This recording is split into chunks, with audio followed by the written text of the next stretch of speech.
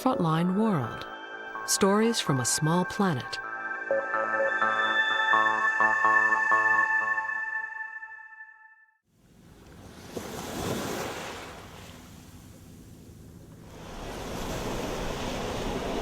Dubai, a Middle Eastern oasis built on sand and decadent dreams. As one of the 7 United Arab Emirates formed in 1971, this port city, which lies on the north coast of the Persian Gulf, was once valued for its oil. Today it's a tax-free haven for tourists and guest workers, foreign men with disposable cash, busy schedules, and persistent loneliness. Nearly 85% of the 1.5 million people living here are foreign-born, with men outnumbering women nearly 3 to 1.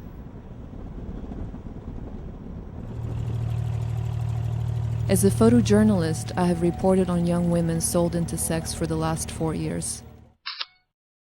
On my last reporting trip to Moldova, I met a 19-year-old woman who was trafficked to Dubai for sex, at times serving more than 30 clients per day against her will. Because of her story, Dubai became a place that I had to see in order to understand such evil. What I found was a city of contradictions, Muslim traditions mixed with capitalism on steroids. Beneath Dubai's futuristic facade, the sex trade is something that some people can choose to overlook. You don't see them. It's not like anywhere else.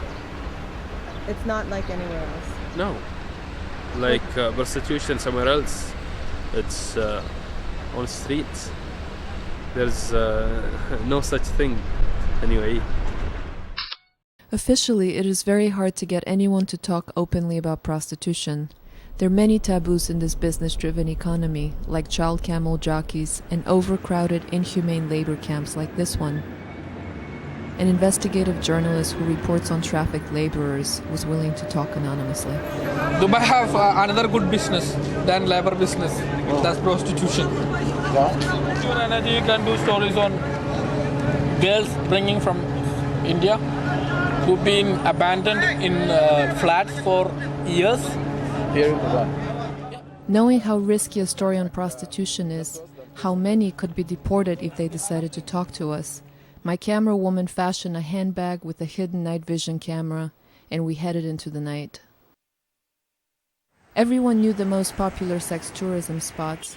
A Google search for Dubai sex tourism turns up discussions of numerous downtown hotels and nightclubs.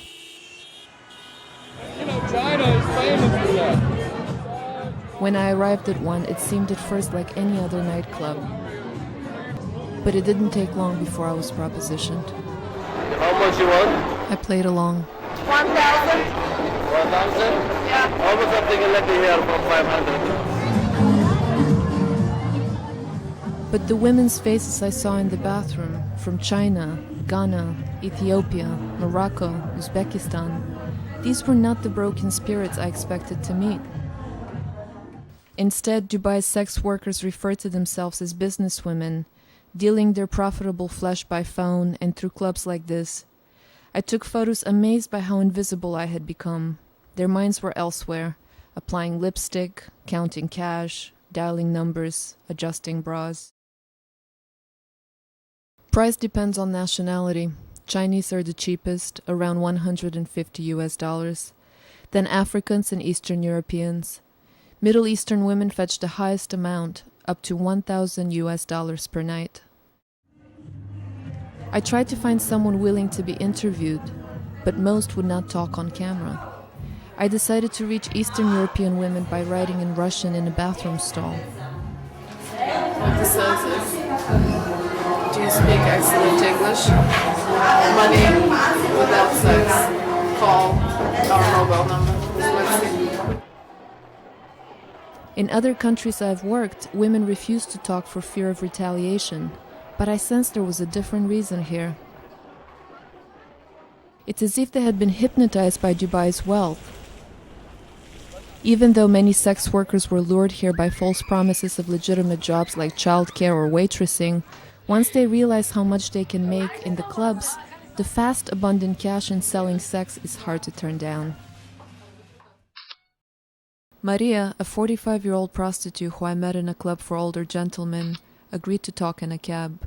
She had a surprising reason to be here: romance. Красиво здесь, много магазинов. Да. Я хочу человека встретить своей судьбы. Какой человек? Европеец какого-нибудь. Британец. Да. It seemed unbelievably naive. I couldn't comprehend how selling your body could be a rational choice. But Maria insisted that she was not being forced. A man from Tunisia who propositioned me told me that every woman in Dubai has a price, and many here can afford to pay it. John, a former American serviceman who I met in a nightclub, explained how he has seen women seduced by the cash. Imagine a girl who's been in a bad economic situation all her life, and now you offer her everything. Oof, that's intoxicating to them, you know? At least for a while, until the thrill is gone. Until the thrill is gone, she's gonna be like sucking that up. Until she figure out she sold herself and she get that feeling on the inside where she has nothing left. She's gonna be like, damn, how did I get to this place? You know? But that's a time for that to happen. Until that time happens, she's gonna enjoy the trips and enjoy the jewelry and enjoy the this, enjoy the that. I went to see Sat, a young, intelligent PR executive from Singapore. Even she, a successful businesswoman, has pondered the allure of prostitution. People get into prostitution without realizing it. It becomes such an attractive, lucrative trade. You really can make a lot of money. You know, even I was curious once. I'm like, really? How much money can you really make? Even I was asking, what would my price be? You know, how much can I really make? With so many men here, Sat says prostitution makes Dubai safer. It is fortunate for us that sex is a trade out here, because otherwise I would feel highly harassed. I'm already sometimes feeling harassed to an extent. So imagine if prostitution was not there. It is a very sad thing to say, but you know what? If someone makes a choice to join the trade and industry, you know, that's just their prerogative, really. I wondered if I was the only person who still felt that permitting prostitution was a choice that dishonored us as women. In this traditionally Muslim country, even a human rights activist explained it away as an unavoidable consequence of modernization. We are an extreme globalized place with minimal regulations, and this is where it is exploited. And our legal system isn't really growing fast to catch it, because also our government is scared of regulations that they may, you know, turn off businesses or investors and, you know, in all these developments and so on. In fact, all of the notorious sex clubs carry the seal of the Department of Commerce and Tourism. But this is about capitalism. You invented it. You brought it to the world. We are just being, you know, the latest students of the system. The country is trying to attract business and keep it by any means necessary, he said.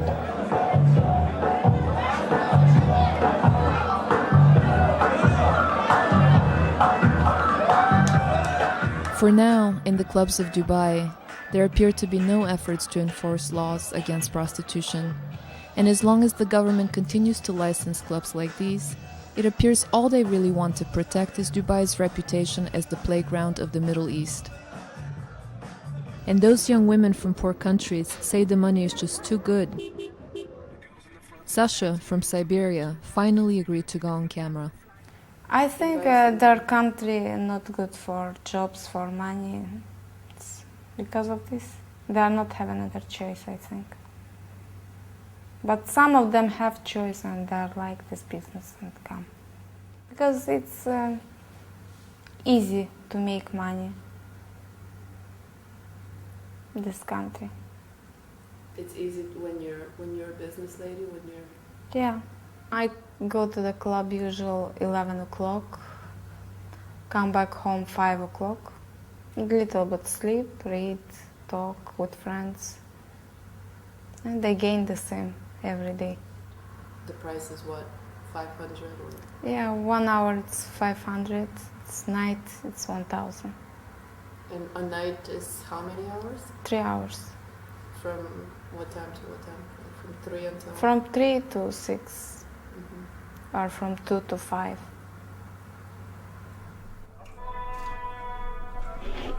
When the call to prayer sounds at dawn, it reminds the girls their shift has ended. But at what price? When you were a little girl, when you were growing up, what did you want to be one day? What was your dream? A teacher. And now? Now, I don't know what I want, really. Because I'm too tired. Do you think this has changed you? Yeah.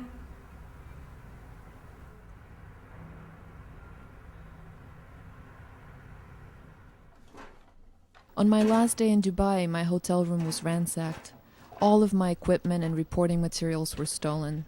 Mine was the only room in the hotel to be vandalized, and initially the front desk refused to call the cops. That morning, as my camera woman rushed to catch her flight, she was detained by airport security.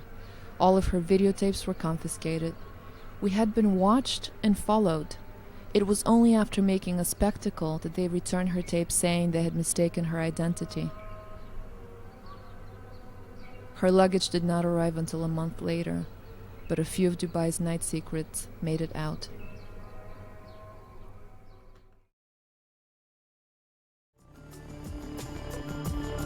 There's much more to explore on our website. Discuss the world and tell us what you think of our stories from a small planet at pbs.org/frontlineworld.